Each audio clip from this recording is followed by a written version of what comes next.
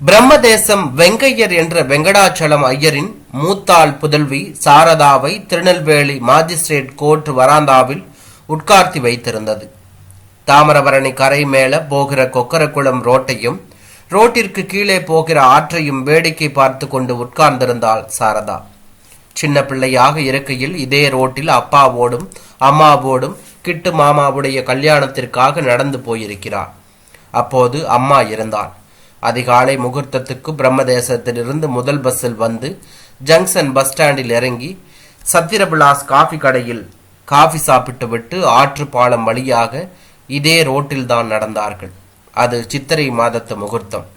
காலை வெயிலுக்கு முன்பு லேசான குளிர்காற்று ஆற்றிலிருந்து வீசினதும் அந்த கரையை கைலாசாபுரத்து படித்துறையில் லேசாக எரிந்து கொண்டிருந்த முனிசிபாலிட்டி விளக்குகளையும் கூட இன்னமும் ஞாபகம் இருக்கிறது.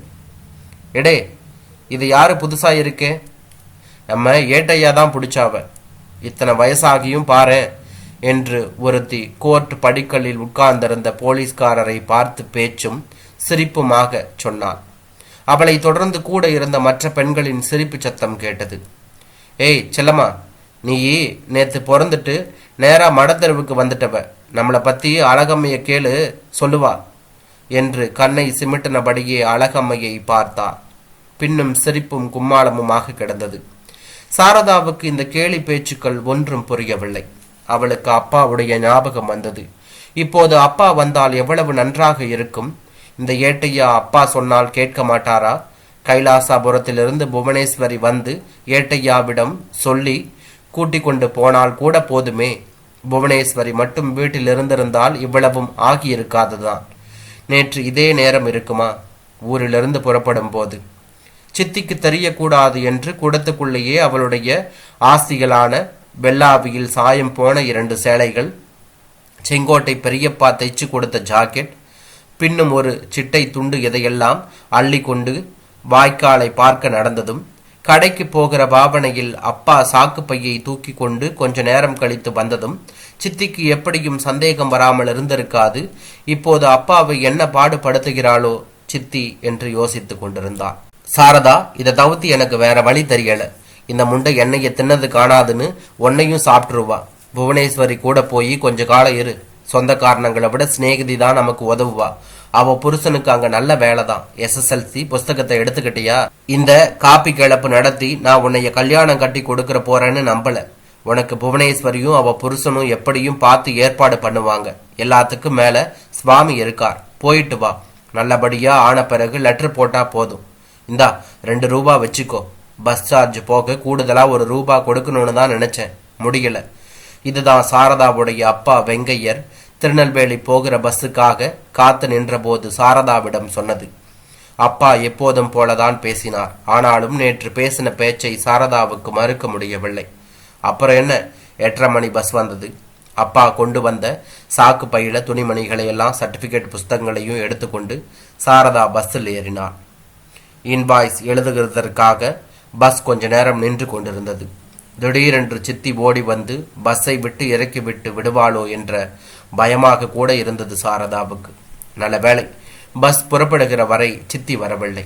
முருக்கனோடை தாம்போதியில் பஸ் இறங்கி ஏறும்போது அப்பா வாய்க்கால் கரை மேல் தோளில் குடத்தை சுமந்தபடியே போனதை பார்த்தார். கைலாசாபுரத்திலும் சாரதாவை விதிதான் செய்தது. புவனேஸ்வரியும் அவள் புருஷனும் ஆழ்வார் திருநகரிக்கு மாற்றலாகி போய்விட்டிருந்தார்கள். புவனேஸ்வரி இருந்த வீட்டை கண்டுபிடிக்கவே மதியானம் வரை ஆகிவிட்டது. கையில் இருந்த பாக்கி சில்லறைக்கு வெளியில் வாங்கி சாப்பிடக்கூட வெங்கையர் சொல்லிக் கொடுத்திருக்கவில்லை. அவ்வளவு ஒடுக்கமான சந்தில் குடியிருந்த புவனேஸ்வரி தன் பள்ளியில் கூட சிநேகிதிக்கு சாரதாவுக்கு எப்போதோ கடைசியாக அளவற்ற பிரியத்துடன் ஒரு லெட்டர் எழுதியிருந்தார். அந்த லெட்டரை ஊரில் இருந்த போது தன்னுடைய SSLC புஸ்தகத்திற்குள் வைத்திருந்தாள். அதை எடுத்து அளவற்ற மன கஷ்டத்தோடு அவள் சாலை குமாரசாமி கோவில் சன்னதிக்குள் தூண் ஓரமாக இருந்தபடியே நேற்று பல தடவை திரும்ப திரும்ப படித்து மனசுக்கு சந்தோஷத்தை தேடிக்கொண்டாள் சாரதா. எவ்வளவு பிரியமானவள் அந்த புவனேஸ்வரி! இந்த மாதிரி டவுனில் தனியே கோவிலுக்குள் உட்கார்ந்து இருந்தாலும் தப்பு என்கிறதை வெகு நேரத்திற்கு பிற்பாடுதான் சாரதா அறிந்து கொண்டாள். அங்கே இருந்து புறப்பட்டு பஸ் ஸ்டாண்டுக்கு வழி கேட்டு கொண்டு வந்து சேர்ந்தார். வெங்கையருக்கு பிரம்மதேசம் ரூட்டில் ஓடுகிற பஸ் கண்டக்டர்களையே தெரியும். காலை 10 மணி பஸ்ஸில் வருகிற கண்டக்டர் பையன் வெங்கையருக்கு வேண்டியவன்தான். அவனிடம் சொன்னால் ஊரில் கொண்டு போய் இறக்கிவிட மாட்டானா? ஊருக்கு போனால் சித்தி அவளை என்ன செய்வாள் என்று சொல்ல முடியாது. ஆனாலும் இதை தவிர வேற வழி என்ன? அவள் துரதிர்ஷ்டம். காலையில் தான் முதல் பஸ் புறப்படுவது என்று சொன்னார்கள். பஸ் ஸ்டாண்டு குழாயில் தண்ணீரை வயிறு முட்ட குடித்துவிட்டு சாக்கு பையை தலைக்கு வைத்து கொண்டு பஸ் ஸ்டாண்டு கூட்டத்தோடு கூட்டமாக படுத்து கிடந்தவளை நடு சாமத்தில் தட்டி எழுப்பி போலீஸ் ஸ்டேஷனுக்கு கூட்டிக் கொண்டு போனார்கள். சைலன்ஸ். தலையை மட்டும் வெளியே வராந்தாவை பார்த்து நீட்டி ராகம் போட்டு சொல்லிவிட்டு உள்ளே போனான் பியூன். எல்லா பெண்களும் வரிசையாக எழுந்து நின்று கொண்டார்கள். ஏட்டு அவசர அவசரமாக கோர்ட்டுக்குள் போனார். சாரதாவும் அவர்கள் நின்றதை பார்த்து கொண்டு நின்றார். கொஞ்ச நேரத்தில் பியூன் வெளியே வந்து அழகம்மையிடம் பேச்சு கொடுத்தான். சாரதாவை காட்டி ஏதோ கேலி பண்ணினான். ஒவ்வொருத்தர் பேராகச் சொல்லி கூப்பிட்டார்கள். சாரதாவும் கோர்ட்டார் முன்னால் போய் அந்த பெண்களோடு நின்று கொண்டார். இது என்னையா புதுசா ஒரு ஆள் வந்திருக்காப்புல இருக்கு என்று சாரதாவை பார்த்து ஏட்டையாவிடம் கோர்ட்டார் கேட்டார்.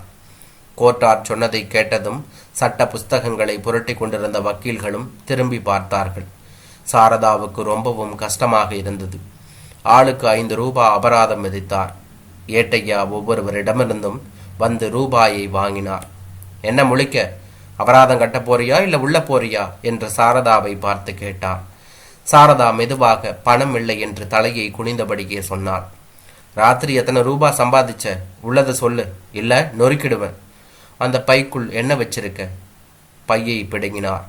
பையிலிருந்து அவளுடைய 2 சேலைகள், உள்பாடிகள், அழுக்கான ஜாக்கெட்டுகள், ஒரு சோப்பு டப்பா, SSLC சர்டிபிகேட் புஸ்தகம், புவனேஸ்வரி அவளுக்கு எழுதின இன்லேண்ட் லெட்டர் உட்பட எல்லாவற்றையும் தரையில் கொட்டினார்.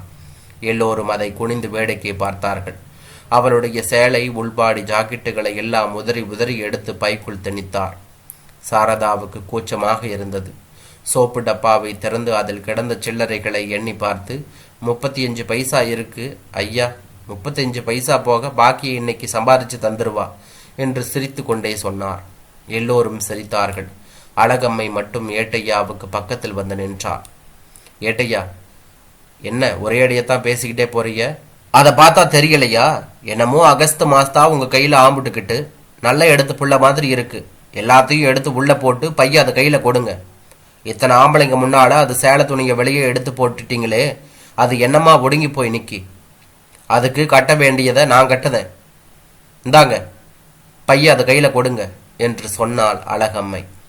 8 பணத்தை வாங்கி கோர்ட் கிளர்க்கின் கையில் கொடுத்தார். எல்லோரும் வெளியே வந்தார்கள். பியூன் அடுத்த கேஸுக்கு எதிரே பேரை சொல்லி கூப்பிட்டான்.